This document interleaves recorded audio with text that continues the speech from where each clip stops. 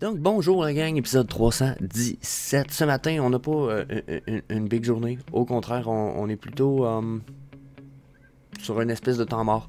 La vidéo risque d'être très court. On fait un petit survol de Street Fighter parce qu'il y a des possibilités que ça soit ce qui soit droppé un peu comme en surprise en fin de semaine. Même si j'y crois plus vraiment. Puis, on fait le survol du marché secondaire Vivi. That's it.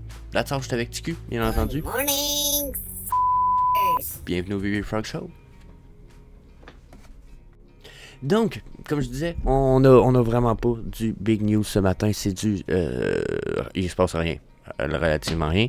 On avait des spéculations de quelque chose de gros, big news qui était supposé arriver en fin de semaine. Ça pouvait être mis en corrélation généralement, pas généralement, mais avec Street Fighter 6 qui sortait sa bêta hier. Ben, hier à matin, il y a 1 heure, ok, jusqu'à un certain point, je pense. Ouais.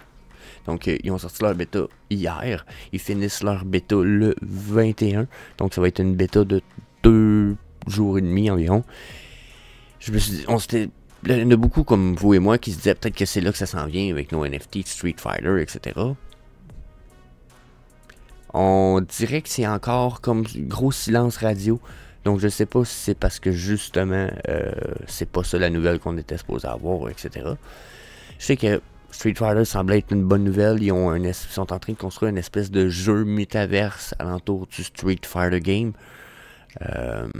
Ça ressemble à un GTA pour Street Fighter. Ça a l'air crissement cool avec des beaux graphiques puis tout, meilleur que GTA un peu. Donc cool, mais j'ai pas l'impression que c'est ça qui s'en vient pour VV. So yeah, on va aller voir le Secondary Market. Bon, pourquoi Secondary Market à matin? Parce que je me disais, pourquoi pas faire un survol de certaines propriétés que je pense qu'il pourrait avoir de l'allure dans le futur. Comme Finding Nemo ici, là. Nemo, je pense que ça a été un des plus gros films de Disney. Je sais même pas, Pixar aussi, je pense. Hein? Je pense que c'est Pixar qui s'est impliqué là-dedans. Donc, un des plus gros films qu'il n'y a pas en ce moment. Ces cadres-là sont toutes fucking négligés, même à 130 gemmes. Le Be Careful Doris, il y en a 355, je veux dire. Si c'est pour flipper, faire du cash, dites-vous une affaire. Puis là, ben, ça, c'est une chose que vous allez sûrement entendre dernièrement, parce que là, je me dis, il nous reste 1 an. On est en 2023, 2024. Il nous reste 1 an et demi peut-être avant que la bull run commence. Puis mon avis, c'est que d'ici là, on risque d'avoir des up and down. Vous allez peut-être payer des pièces qui vont dropper de 80% de prix encore, ou 50%, ou je sais pas si vous comprenez, leur prix va probablement descendre, remonter, redescendre, remonter. Possibilité de faire du flipping, yeah. Mais mon point, c'est qu'il y a des pièces comme ceux qu'on voit là en ce moment, à 11$ pour le Grab Shell Dude, qui est une tortue, qui est un animal quand même assez prisé, exemple dans la culture asiatique, orientale. Donc, c'est des pièces comme ça qui pourraient valoir pas mal plus cher dans le futur. 11 gemmes en ce moment. Il y en a 955 éditions de ce fucking card-là. Il y en a fucking pas gros, là. Donc, quand je vois des choses comme ça, puis je me projette dans le futur, je me dis, ok, mettons dans 1 an et demi, on a une partie du Viviverse, puis mettons qu'on a évolué, mais juste très peu, le minimum qu'on a évolué pour que Vivi meure pas puis continue à d'être en vie en bull run. Je me dis, même si on réussit à atteindre juste ça, nos prix, là, vont plafonner. Il y a beaucoup de choses qui risquent de pas monter super haut. Mais il y a beaucoup de pièces, d'après moi, que leur prix va exploser. Puis si je regarde les cadres comme ça, puis qu'en plus on a la culture asiatique / orientale qui s'embarque chez Vivi, tabarnak. Puis tu sais, bull run, une fois que la bull run arrive, que vous soyez pour le projet, puis que le projet ait été fodé pendant 2 ans ou pas, une bull run, ça amène plein de nouveaux gens. Les nouveaux gens, ça amène des milliers, des dizaines de milliers de nouveaux gens. Ces gens-là vont se foutre de ce qui s'est passé avant. Ils vont regarder ce qu'il y a dans le présent, puis depuis qu'ils sont arrivés, puis ils vont se baser là-dessus pour leur futur. Donc, ils vont être prêts à acheter. Donc, un Grab a Shell Dude comme celui-là ici, à 11.3 gemmes, moi, je pense que ça peut monter facilement à 130 gemmes. Okay. Donc, yeah, petite pièce comme ça, je voulais présenter ce matin. Là, cette fois, j'y vais avec... c'est pas une pièce, cette fois, on y va avec un studio. Oubliez pas, on a un studio Universal. Puis là, ben, en ce moment, il y a beaucoup de dinosaures. Je suis bullish sur les dinosaures. Un peu même chose que pour les cadres. Les dinosaures, ça fait partie d'une des choses qui est la plus populaire chez l'être humain. Les reptiles dangereux, mangeurs d'hommes. C'est populaire, ok? C'est populaire. Ils en mettent même dans les films ils mettent même des reptiles dans des films genre Mégalodon où t'es dans l'eau puis il y a des créatures dans l'eau parce qu'ils utilisent des espèces de mosasaures puis des dinosaures. Pourquoi? Ben, parce que l'humain aime ça, les bébites de même, ok? Fait que déjà, les dinosaures Jurassic Park, là, les animated puis etc. Là, avec 14 gemmes, le T-Rex animated. Genre, il y en a 5000, vous allez me dire, je comprends. Mais, 57 ici. Hein? Donc, moi, je trouve ça, ça vaut le deal. C'est pas la même chose pour ce qui est de Back to the Future. Toutes les overboard. Hey, checkez ça. 27 putain de gemmes, le overboard avec le Mattel sign. Genre, ça ici, c'est une pièce iconique de Back to the Future. Fait que, déjà, first of all, Back to the Future, c'est un peu genre big IP. Quand ça a commencé à rentrer chez Vivi, j'étais pas Back to the Future, on aurait dit, mais ouais, ok. Puis plus que ça évolue, puis plus je pense à ça. Il y a quand même 3 films Back to the Future. Ça a touché une grosse génération qui est une grosse partie de la clientèle Vivi en ce moment. Je pense pas que dans le futur ça va changer grand chose. Puis je serais. Ils ont pas l'air d'être repartis pour refaire un film de Back to the Future, mais ça aurait été tellement iconique qu'ils nous en refassent au goût du jour que. Genre, je pense que ça aurait même pogné si nous referaient un film au goût du jour. Un Back to the Future aujourd'hui. Fait qu'imaginez-vous à quel point, selon moi, Universal a des big IP. Hein? Battlestar Galactica, c'est pas super big comme Chucky non plus. C'est pas. Ben, Chucky, c'est quand même big, il y a une couple de films. Mais c'est pas. C'est peut-être pas aussi populaire. Genre, tu sais, Chucky, c'est peut-être pas le film que tu penses de prime abord quand tu penses film super populaire dans la série des films qui existent au monde. Tu sais, Jurassic Park non plus. Mais Chucky, on dirait que, en tout cas, mon avis, c'est que ça vient encore plus loin dans ma réflexion. Parce que là, il faudrait que je rentre dans une gamme de films d'horreur pour me dire, ah oui, ça, fait partie d'une série de films huge, Chucky. Je risque de penser à Jurassic Park avant parce que peut-être ça fait plus film d'action. On est plus dans un film. Les films d'horreur, t'écoutes.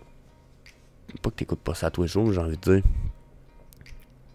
C'est pas que la série les films d'horreur sont populaires, mais je pense qu'on a beaucoup plus de films d'action au monde, puis qu'il y a beaucoup plus de films d'action qui sont écoutés dans le monde que de films d'horreur. Ok, fait juste parce qu'il y a de la peur, il y a des gens qui veulent juste pas écouter pour pas avoir peur. Et puis qui aiment beaucoup plus l'action, le suspense ou vous comprenez. Donc Big IP, pour moi, Big IP, que ce soit Jurassic Park, l'autre, je pense qu'on néglige en ce moment, les prix sont incroyablement bas. Ensuite, j'en ai parlé hier, Star Wars, tout ce qui est du stuff de Star Wars qu'on a, déjà Star Wars c'était big avant, il y a une big série de films en arrière de ça, puis en ce moment c'est en train de bercer de nouvelles générations et même de convertir d'anciennes générations qui n'y étaient pas, dans la mesure où que même moi, qui n'est pas un fan de Star Wars. J'ai écouté les films. Je me rappelle les personnages. Je sais pas si vous comprenez. Cool, ça fait partie de ma culture puis un peu de mon éducation, de ma vie. Mais est-ce que est-ce que tu me dis genre tu réécouterais-tu Star Wars? Non. Caliste, ça me le tente pas. Mais dernièrement, ils ont tellement fait de séries télé puis ils ont tellement fait de trucs que j'ai un peu envie d'aller voir si le Mandalorian, ça serait pas une crise de bonne série télé. Ça a l'air bon. Vous comprenez? Ça a l'air. Puis je suis pas Star Wars. Je suis pas un Star Wars guy. So, yeah. Imaginez-vous à quel point dans le futur ça va être encore présent. Pour moi, juste ça, c'est big news. Genre, ça a touché du monde dans le passé, ça touche du monde dans le présent, mais dans le futur, ça risque de faire partie de la culture un peu du monde. Donc, yeah. Je pense que ne pas négliger, puis on a des belles pièces comme ici, ça a beau être des pièces d'Anne Noël, ça a été dessiné par un artiste de ouf de l'histoire de Star Wars. On a encore ça ici, Empire Strike Back, celui-là ici à 15 gemmes, super ouf, des trucs de malade. Ensuite, Lamborghini, il nous reste combien de temps? On a 8-9 minutes de fête, je pensais même pas me rendre là, déjà on est bon. Lamborghini, donc checkez ça. Les prix sont bons pour elle, les prix sont vraiment bons. 69 gemmes, la Green and Gold, la blanche à 53, pas cher. 69, 47, 33, je veux dire. Toutes des hosties de bons prix. Même à 155, la rouge puis la verte à 595. I like it. Je veux dire, encore une fois, une fois qu'on va avoir le VVverse, puis que les gens vont commencer peut-être à être impliqués plus dans des métaverses, puis etc., Lamborghini, c'est c'est quelque chose qu'on va vouloir dans notre garage. Ensuite, Matt Gondek. C'est vrai, j'ai sélectionné du Matt Gondek. Je ne sais pas s'il y en a beaucoup qui se rappellent Matt Gondek, mais ses pièces ont déjà valu pas mal plus cher que ça. Le Dysfunctional aussi, puis le Failure of Control, ça valait 100 gems à un moment donné. C'est un artiste qui est... C'est un jeune artiste qui est quand même déjà reconnu, qui est dans une crise de bonne notoriété, puis qui n'a pas l'intention d'arrêter de faire de l'art. Puis il y a même son équipe d'artistes qui va avec lui, dans la mesure où vous voyez ici Carrie puis Aaron. Ce sont deux autres artistes en version humaine, pour vrai. Ça, c'est leur représentation digitale, on va dire, en canard à la Matt Gondek style. Mais c'est vraiment des artistes, puis ils continuent et ils travaillent avec Matt sur une base, je veux dire, mensuelle, peut-être pas tous les jours, mais pour faire des artworks de ouf. Continuer à promouvoir Matt. Matt fait des pièces physiques, il a fait des battes de baseball, un peu comme celui qui tient, celui-là ici, avec de la peinture qui dégoûte de dessus, sont incredible. Je veux dire, yeah, un style d'artiste impliqué, je pense qu'il y a un risque de bon futur, une espèce de jeune Matt Gondek quand il avait 35 ans. Fait que, yeah, là-dessus, je suis bullish, puis je dirais la même chose pour, je dirais la même chose, même potentiel, même aussi, c'est pas meilleur pour le Patrick Huge Stuff. Je veux dire, négligez pas ça. Vous avez vu ce qui s'est passé avec Frank Kozik, qui est décédé. Les Labites ont explosé de prix pour descendre tranquillement. Il y en a quand même qui ont réussi à profiter de la hausse des prix, faire du bon petit flipping.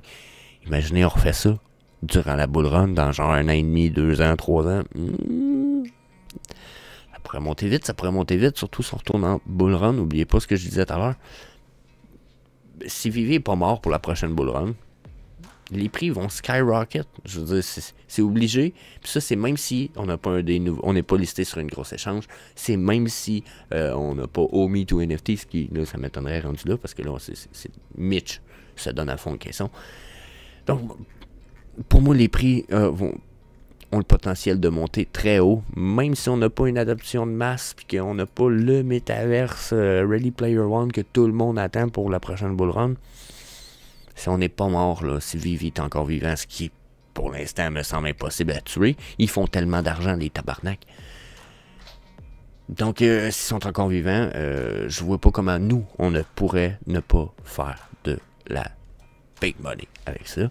Fait que, yeah, c'est mon avis. Puis, je pense que, yeah, je pense que ça a de la valeur. Mais ce qui aurait de la valeur pour moi, bien entendu, ce serait que vous me donniez votre avis dans la section commentaires. Donc, n'hésitez pas à écrire sous la vidéo. Venez me rejoindre sinon sur les réseaux sociaux. Puis sinon, je vous dis peace. On se revoit.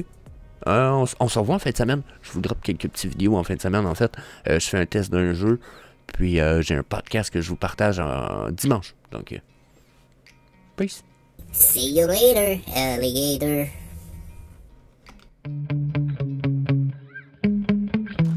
Yeah. Sometimes I get so mad, there's no controlling me. My thoughts get so bad, I'm like, I might grab a bat, I don't know. My wrath, my blood boils over like, oh God, here goes. I lost all feeling from my head to my toes. You said some shit that I can't let go, so just stay tuned.